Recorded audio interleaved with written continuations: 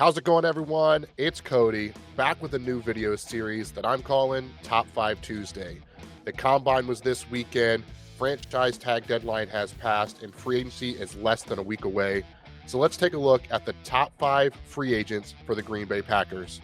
Let's jump right in at number 5, Davante Adams. This may be wishful thinking, but we all know the player that Davante Adams is. He's coming off of another 1,000-yard season. He was just released by the Jets and free to sign anywhere. Now, we know he most likely goes west because that's kind of why he left in the first place.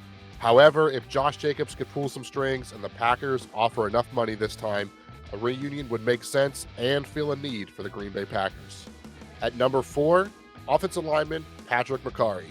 Mekari is formerly of the Baltimore Ravens. He's a versatile offensive lineman who can play multiple positions. Last season, he was primarily a guard, but has experience at tackle and center as well. This is exactly the kind of flexibility the Packers value. They've taken swings and chances in free agency in the past on offensive linemen like Billy Turner, Rick Wagner, and Andre Dillard. PFF credited Mekari with allowing just 1 sack last season, and if the price is right, he'd be a great addition to the offensive line unit, especially how last season ended having to rotate backup guards in the playoffs. At number 3, defensive lineman Chase Young. The former number 2 overall pick has failed to live up to expectations because he's battled through plenty of injuries. But when healthy, his talent is undeniable. At just 25 years old, he fits the Packers' timeline and is coming off a 7-sack season with the Saints. But more importantly, played in all 17 games. Last offseason, he bet on himself when he signed a 1-year, $13 million deal. His play was good enough that he'll be looking for a long-term contract this year. To me, a 3-year deal would make sense for both the Packers and Young. At number 2, cornerback Paulson Adebo.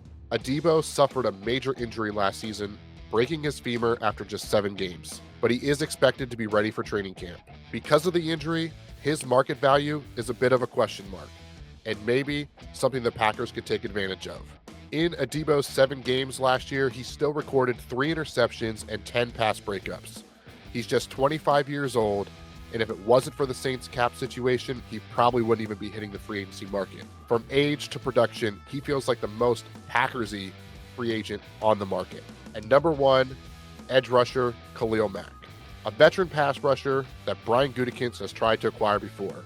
Mack is at the point of his career where he is looking for a team to win now.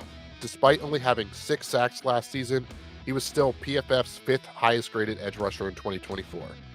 In 2023, he set a career high with 17 sacks, proving he can still play at a high level into his 30s.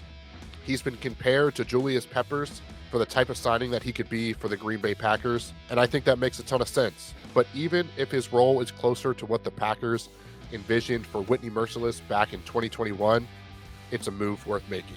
So there you go, my top 5 free agents for the Green Bay Packers this offseason. Quick recap, at number 5, we have Davante Adams. Number 4, Patrick Mekari. Number 3, Chase Young. Number 2, Paulson Adebo. And number 1, Khalil Mack. Now, I don't expect them to sign all 5, but I could see a couple wearing the green and gold this upcoming season. Let me know your top 5 in the comments below. We'll be back next week with another top 5 video on Top 5 Tuesday. And as always, go Pack Go.